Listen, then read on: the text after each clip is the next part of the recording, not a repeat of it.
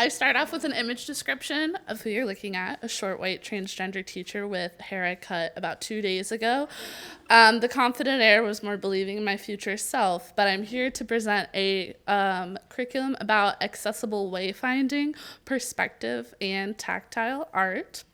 So I start today with an image description to stay on theme to my curriculum's original topic of accessibility and exploration, and this idea of representation of physical space. What does it look like to take the visual out of visual arts, but also to introduce the theme that really came about in the teaching, which is perspective. It was very, very difficult for me to write that image description. I really labored over the words. We'll come back to that. So my fascination with this idea of representation of physical space in the arts is what led me to take Aisha's mapmaking seminar. The first seminar, she gave us a prompt that she gives her students: draw the route you take to get here. I gave this prompt to my students because I wanted to think about how they represented physical space in their art. And I was really interested with what they came up with and what they were very specific about and what they were vague about. Here we have the student specifying the McDonald's she passes on her way to school because the one closest to the school is haunted, so the kids go to the ones in Midlothian. Most kids did not specify the streets, but we have Daniel Hiller specifying the construction by his house. Some of them took extremely abstract representation of what I meant by route. So I was very interested, and I brought this up with them that these are maps, but none of them are really navigable, but they still, kind of, I guess. Now I know Geo takes a, turn to get to school. So I'm very, very fascinated. We're thinking about this relationship with physical space. And relationship with physical space and location is something that we get to explore a lot because I'm very lucky to teach many immigrant students. So this idea of relationship to where you are and how you feel about that is definitely something they communicate in their art. But I wanted to instead approach this from a design standpoint. And the design philosophy that I teach my students is this idea of universal design. So universal design is a philosophy that basically says everything we have in our world, our space, our items, everything is made by somebody. How do you design it for as many people to be able to use it as possible? At the time that I was writing this curriculum, I was spending a lot more time in deaf spaces, and that is both culturally deaf, but also deaf space is literally a architectural philosophy that says spaces should be designed off the assumption that you are deaf and using a signed language rather than hearing and using a spoken language. So this is an example of how in Gaudet, all the hallways are curved because much easier to run into somebody if you can't hear them coming. This is an example of universal design, though, because even if you are hearing, it is helpful to get more people are coming faster because you can run into somebody regardless of your abilities if you are not paying attention. So our world is designed and our space is designed, but I wanted my students to think about who it was designed for. So working in the arts, I'm very fortunate enough to teach many disabled students, but I actually wrote this curriculum for my able-bodied students because I wanted to inoculate them against this deficit model that we're raised with when we think about disability. And this is this idea that your condition disables you. So looking at disability through the deficit model would be me saying, oh, I can't watch television because of my hearing loss. This is something that I really think about in the art room, especially because it leads to a lot of catastrophizing about life with disability. This kid is obsessed with art, and they think if I can never see again, I would lose this big part of myself. But I wanted to introduce the social model, which says that society disables you. So this flips the perspective and says, well, if subtitles were universal, I wouldn't be disabled in watching TV. I would be able to access it the same as everybody else. So that is what... One of my students put this deficit model very, very succinctly as he watched one of my students recently diagnosed with retinosis pigmentosa struggle with her cane. He turned to me and said, wow, if that happened to me, I would kill myself. I wasn't really worried about my kid with RP because she was being raised by really intense veterans of the Deaf President Now protests.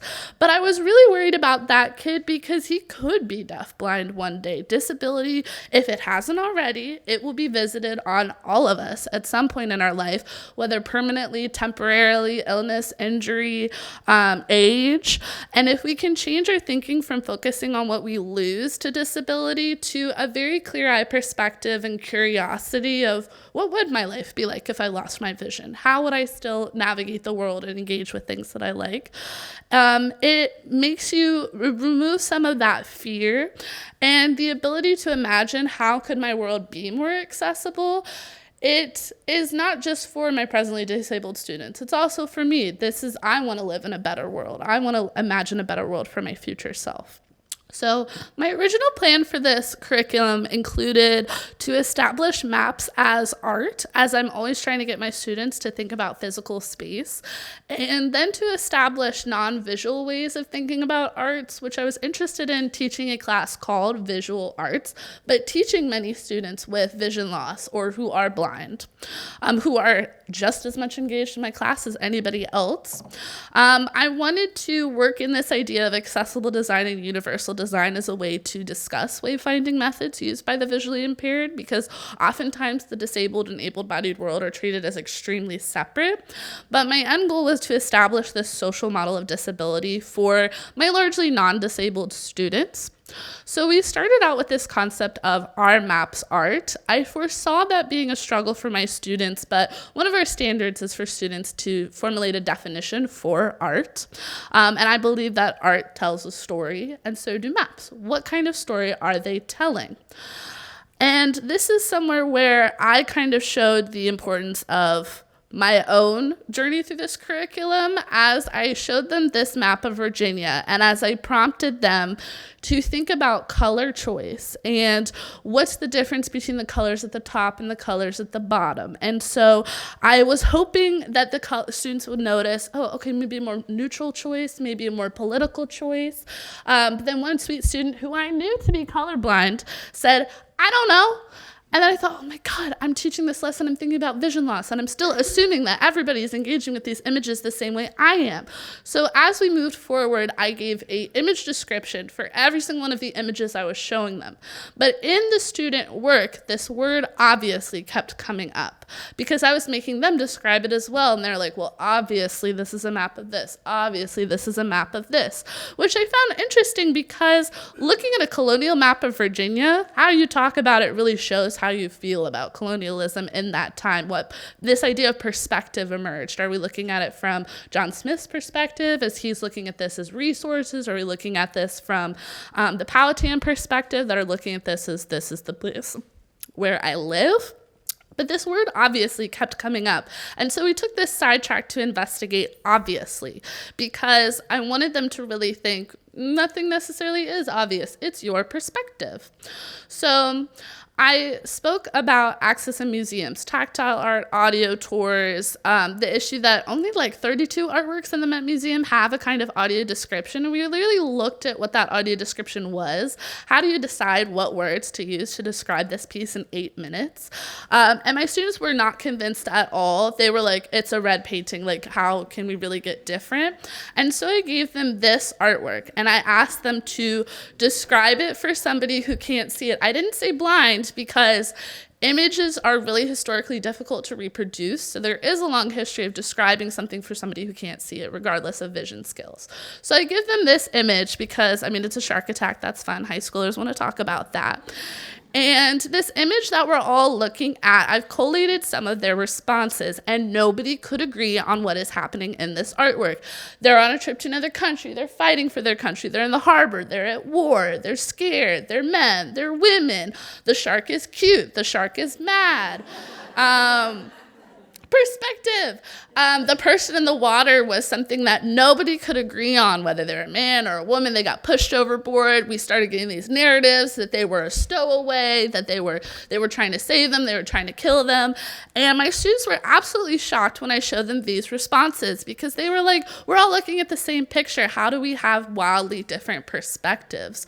But this is where I really started to get them to think about that perspective. And so we've kind of established that we're all looking at the same thing and we're all seeing very different things. So how can we put ourselves in the mind of somebody else living a very different life?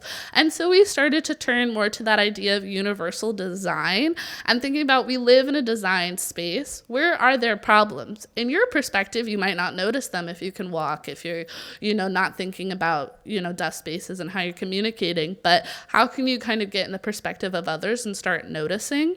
And at this point, they were really catching on to what I was saying. So looking at an accessibility audit of the school, thankfully we were built post Americans with Disabilities Act. So they were pointing out the doors are big enough for you to get through the wheelchair. The fire alarm does a sound and a flashing light.